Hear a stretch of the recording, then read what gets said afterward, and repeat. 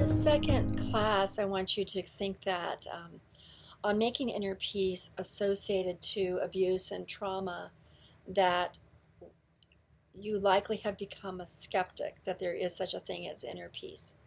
There's a story about Viktor Frankl that I mentioned in my book, Inner Peace, Own Your Peace, KISS Method for Inner Peaceful Living. Viktor Frankl was in the midst of the horrible Nazi camps and died almost from his own starvation, and had family members that were killed and murdered, and the gas chambers with the gold plucked out of their teeth and their dignity shattered, and mice and mites and starving mice and starving mites eating and nibbling away at their flesh inside the horribly diseased and cold, awful, dirty environment that they kind of slept in between the time that they'd have to work. People died, rotten flesh around. He writes about this in many of his books, Viktor Frankl, about that he discovered that the Nazis might be able to completely dominate and destroy his body and his family's body and his friends, but they couldn't rob him of his mind. And I want you just to really contemplate. Maybe mind is your soul. Maybe mind is a space, an inner sanctuary. Maybe mind is just your identity as who you are.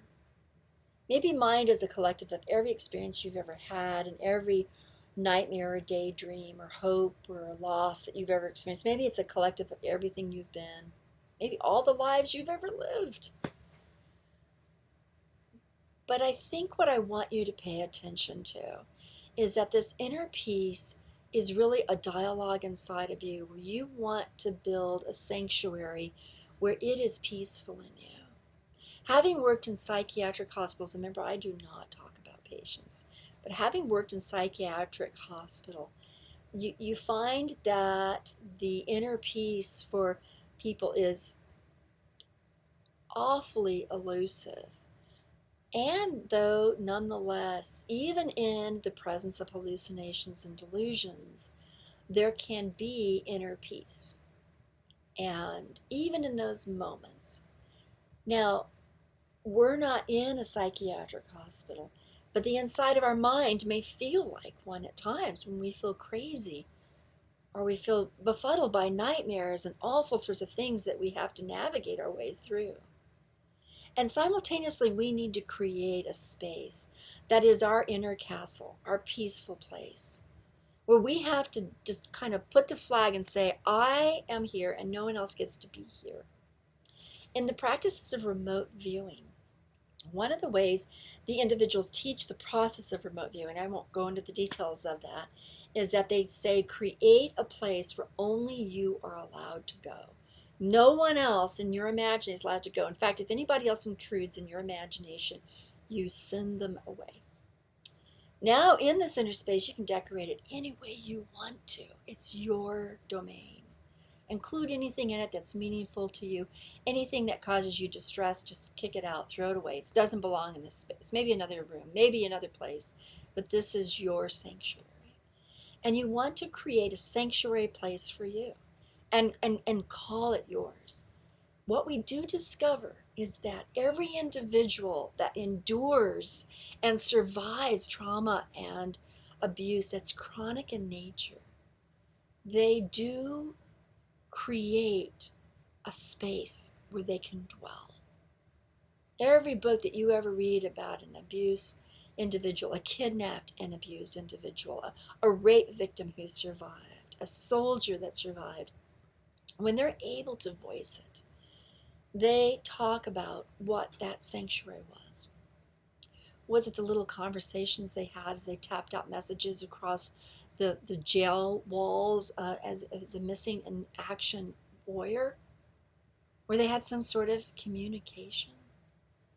Was it just listening to a bird outside their cell? What was it for you? What was it for you in your abuse and your trauma if you experienced a chronic situation?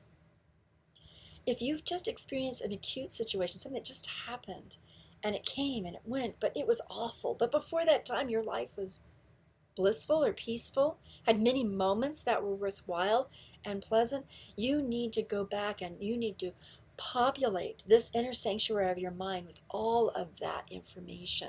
Populate it. Don't let what you went through rob you of your past. Because the temptation is that individuals say that my past was peaceful, but that's just because I was stupid and naive, and now it's completely ruined. Why? Why? That stuff still exists. It still happened. It was still good.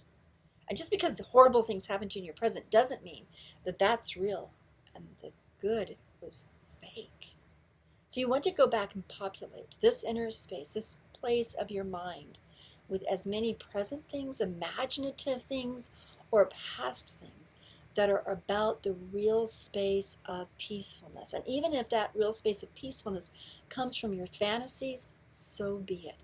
Because think about this. If you can create, even in your imaginings, something that feels treasured and good and peaceful and wonderful and yours and safe, then in your imagination, you created that inner peace. And that's what Viktor Frankl realized. They can take everything away from me. The gold in my teeth, my physical health, my loved ones. But they cannot dominate my inner sanctuary if I so structure it that only I and all that's good exists and survives in there. So now in this course on inner peace, know that that is so important to commit yourself to creating and practicing everything that fills up that sanctuary inside.